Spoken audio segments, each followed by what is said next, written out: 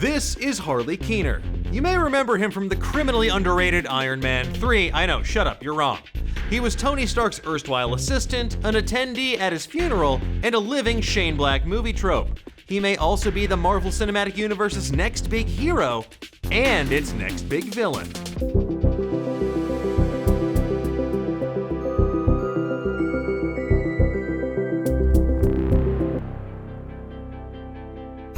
Welcome to Explainiac. I'm Dan Casey, and today we're exploring the fan theory that Harley Keener, the kid sidekick from Iron Man 3, will become the superhero Iron Lad and eventually the villain, Kang the Conqueror.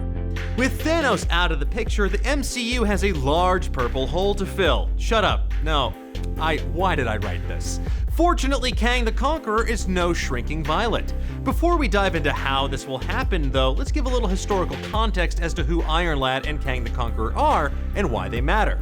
Iron Lad and Kang the Conqueror are, spoiler alert, actually the same person.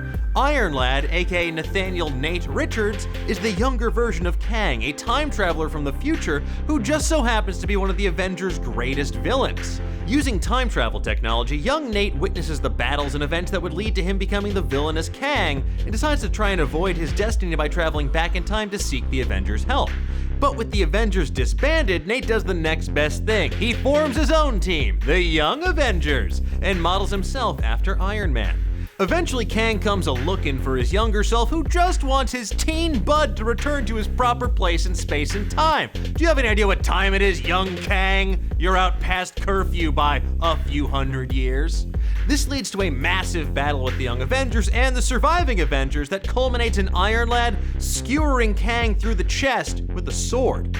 Now, unfortunately, this also had the side effect of turning the time stream into Swiss cheese, killing all of the Avengers and threatening to erase the Young Avengers from history as well. You know, because comics. So Iron Lad did what any one of us would do. He returned to the 30th century to fulfill his destiny and become Kang. See, was that so hard? Just be Kang. Just be a Kang! It's a tragic story of an earnest young man who, despite his best efforts, cannot escape his tragic future. It would make for some seriously rich drama in the MCU. So how does that tie back into Ty Simpkins' character, Harley Keener? Well, that's where the fan theory comes in. First posited by Redditor Durs the Rower, the theory claims that before Marvel Studios worked out a deal with Sony to allow Spider-Man into the MCU, they were teeing up Harley to fulfill the surrogate son role for Tony Stark, giving him a young protege to mentor.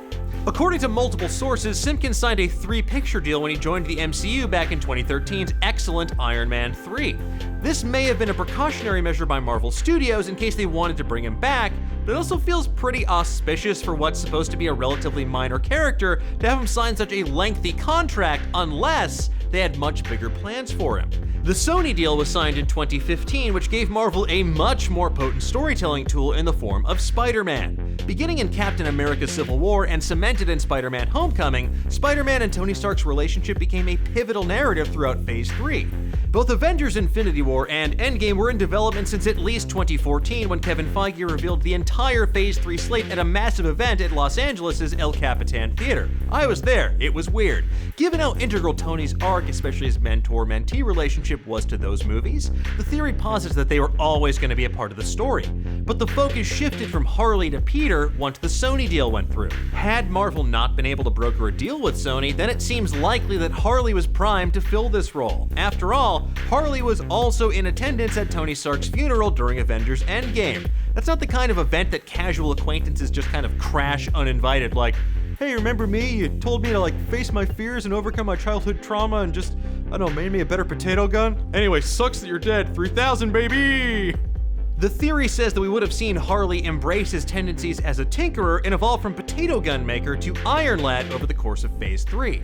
Now that Earth's mightiest heroes have a lot of open spots on their roster, people who buy into this theory believe that we'll see the return of Iron Lad in Phase 4 and beyond. Now, Ty Simpkins does have at least one additional film remaining on his Marvel contract, And with the introduction of characters like Cassie Lang, who becomes the hero stature in the comics, and rumors that we'll see Hawkeye's protege Kate Bishop on the upcoming Disney Plus series, many have speculated that we're going to see the Young Avengers actually join the MCU.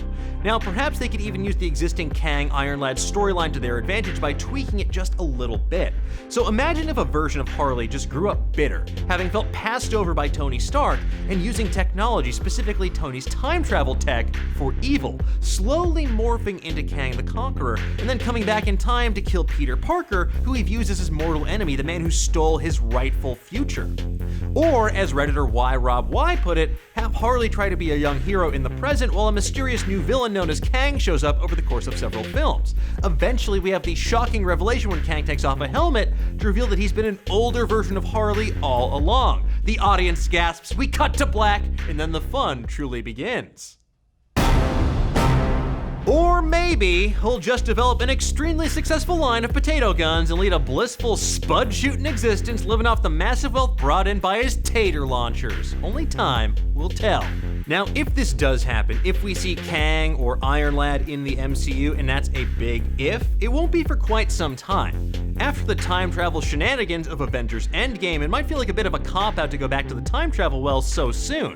Besides, after the post-credit stinger for Spider-Man Far From Home, and Marvel's distinctly cosmic slate, it feels like they're leaning towards big bads with a stronger connection to spacefaring heroes like the Guardians of the Galaxy, or Captain Marvel, or the Eternals.